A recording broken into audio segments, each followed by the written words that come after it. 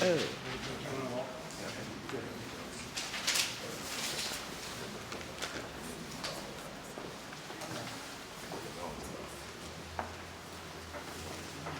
me first of all thank everyone for coming out today for this what I would call another historic site that's starting right here in this building. And that's my distinct pleasure to welcome the Occupy movement not only to the International Civil Rights Center Museum, where on February the 1st, 1960, 4 young men, about the age of you all, some of you all, sat down at a lunch counter right around this corner here so that the rest of America could stand up for freedom, justice, and equality. And that's what this movement is all about also. Freedom, justice, and equality for all of us. And you call yourself the 99%, and we're included in that 99% too. And that's what freedom, justice, and equality is all about. Trying to bring about freedom, justice, and equality for that 99% and the 1% that don't want us to have it. So I want you to be welcome in your International Civil Rights Center Museum. And also with my other hat on, I'd like to welcome you to Gifford County. I also stand as the chairman of the Gifford County Board of Commissioners. And we're glad to have you in Gifford County and hope that you'll come back real soon. And this is what it's all about, and we're hoping that your stay here will be historic, and also that you'll take the time to tour the Civil Rights Museum and learn more about history and be able to get more motivated and dedicated, just like the 4 young men that made history stood here 52 years ago, reaching out for the same thing, freedom, justice, and equality. I'd like to also bring forth my other co-founder, Earl Jones, who will also give you a extended welcome. Good afternoon. We're very pleased to welcome Occupy. I call it Occupy America, because America belongs to all of us, the 99%, not just the 1%. So I do want to welcome the Occupy movement to the city of Greensboro, and more importantly, to the International Civil Rights Museum and Center. And that word international is pretty important. I want to kind of supplement what my co-founder, Skip Austin, said and add this. The international part is a movement international, whether it's in Egypt, Yemen, where people are crying out for equality and justice. Now in America, I think what the Occupy movement represents to me is that, as you know, you have income disparity, and America is slowly moving toward economic apartheid, where you have the 1% the have, and the 99% somewhat the have-nots. And finally, just as in the civil rights movement, you had white citizens who formed coalitions and joined freedom riders throughout the South to break the backbone of Jim Crow segregation. Well, and we put a face on Jim Crow segregation, both good and bad. Bull Corner was the bad. Swanley Goodman and that were murdered in Mississippi were the good. And I'm saying that to say this. You got to put a face on the 1%. They are families, they have children, they have people that they love, that they have, and they support and love America. So you have to put the face on the 1%. And when I say that, you got the good and you got the bad. Warren Buffett, for instance, could be considered the good, and you need to have that 1% to try to influence other 1% to address the economic or income disparity that's really hurting our country as far as foreclosures, unemployment, people not being able to afford health insurance, on and on and on. So we're here and we stand with you. I foresee that the movement will grow and will be a good thing for America. There will be some resistance. There will have to be sacrifice. We support a nonviolent approach to this. There will be some sacrifice. You can't count on what the other people are going to do on the other side. Civil rights movements, you had churches bombed, you had people killed and of course murdered, and Martin Luther King and others. And then even in the labor movement, which changed America and uplifted the wages for all Americans, you had violence as well. And hopefully this movement will try to stay peaceful as much as you can. We encourage you to do so. And even when the other folks smack you on one cheek, you just simply turn the other. That would be my message. Again, I want to welcome you all. We're going to bring up the people who are the center of attention today, not only here at the International Civil Rights Museum Center, but also in America, to help to make America a better place, and help to make America fair, and provide a better quality of life and a better future for our children and grandchildren.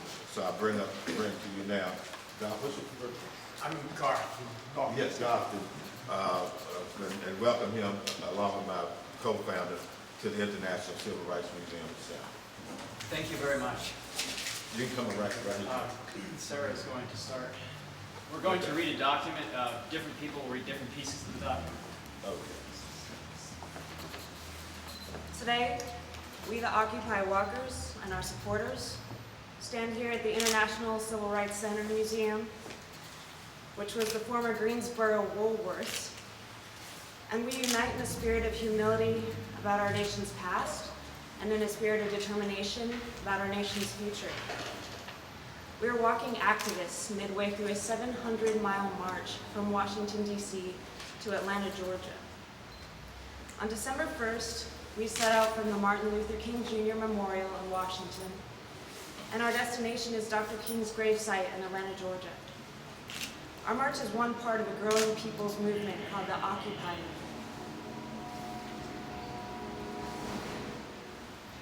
And we seek the transformation of our society by exposing economic inequality and withdrawing our support from institutions of structural violence, and campaigning for the benefit of the 99% of the American people. These 99% increasingly doubt whether our government serves their interests or whether they serve the interests of a small number of a few large corporations.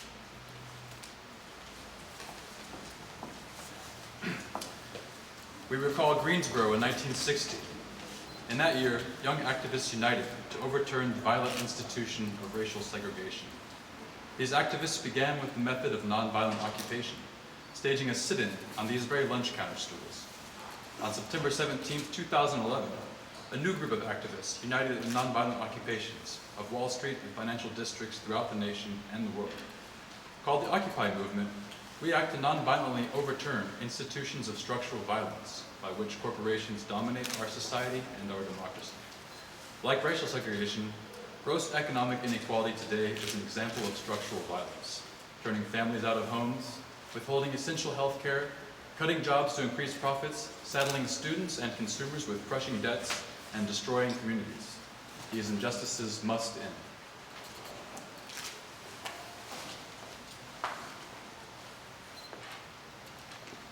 Today we call upon our fellow activists and citizens of the nation to occupy the highways for this upcoming spring of 2012. We propose conducting 15 to 60 Selma to Montgomery type marches, time to arrive at state houses in every nation and region and state of the United States. This is planned for Sunday, March 25th. These marches are one part of a nationwide effort to keep reality of economic inequality front and center in the national dialogue during the election year of 2012. We seek to evict corporate lobbyists and corporate-funded elected officials who now occupy the people's state houses.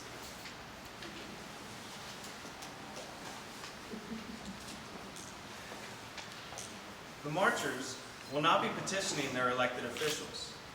Instead, people of each state will call upon their fellow citizens via signed petition to unite to remove corporate domination of government and restore voter sovereignty.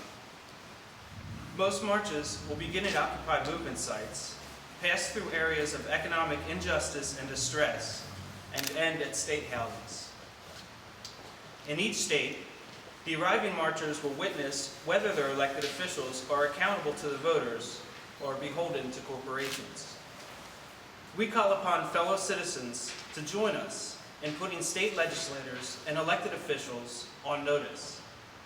We demand to know who they serve.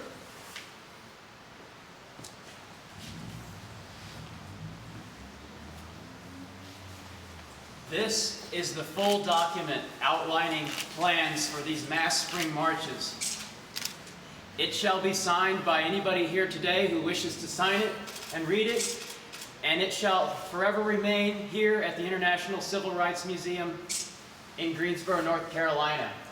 We'd like to thank the founders and thank all of you for being here. And with that, we conclude our press conference.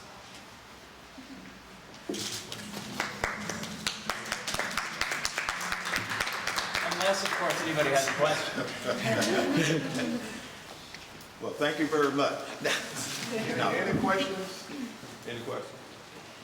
We would like to invite you, to have not already done it, all of the Occupy marchers to take a tour of the Civil Rights Center and Museum. I don't know if they've already been given an invitation or not, but that would be as our contribution to the march, and hopefully you'll be able to be rejuvenated when you go through and see what the four young men here had to go through and see their story. That would encourage you to even be more vigilant in what you're trying to do, because it didn't take one day, it didn't take 2 weeks, it took months in order for freedom, justice, and equality to be brought about in this place here. So it's not going to happen overnight, and freedom and justice never does. So I congratulate you all and commend you all for taking on this effort, and hopefully the rest of the world will be able to congratulate you once we bring about freedom, justice, and equality for all of us. Thank you for all you do. Let me just say one other thing. I know there's been some commentary in the news media regarding the support or non-support in the African American community. Make no doubt that the African American community throughout this nation support the principles and goals of this movement, which is centered around ending economic disparity. Make no doubt about that. And when they first had the first Occupy in New York, I noted that there were blacks that participated. Every location there have been blacks that participate. In high numbers, no. But African Americans have the highest unemployment, foreclosures impact on us more than anyone else. There are health disparities, income disparities are more vast among African Americans. And this movement is about changing that. So make no doubt, if you had a doubt before then, we're at the International Civil Rights Museum and Center. It just left A&T State University, a historically black college and university. Make no doubt that we do support this movement. Thank you. You want to go to the lunch counter? Yeah. You want to do the, okay, let's go to the lunch counter and then do what you. Okay, let's do that.